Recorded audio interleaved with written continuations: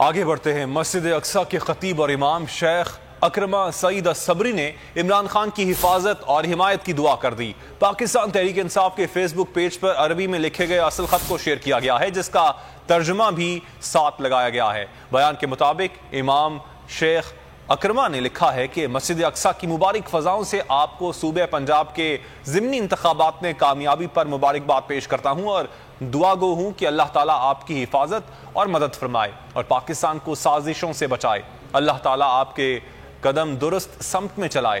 ہم بیت المقدس میں ہیں اور ہمارے دل آپ کے ساتھ ہیں، ہم پاکستانی قوم کے ساتھ ہیں۔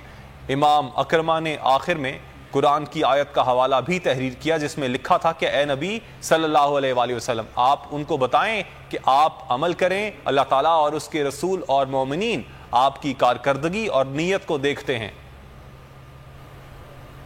اور اب ایک نظر ڈالتے ہیں دنیا بھر کی کچھ دلچسپ اور حیرت انگیز خبروں پر۔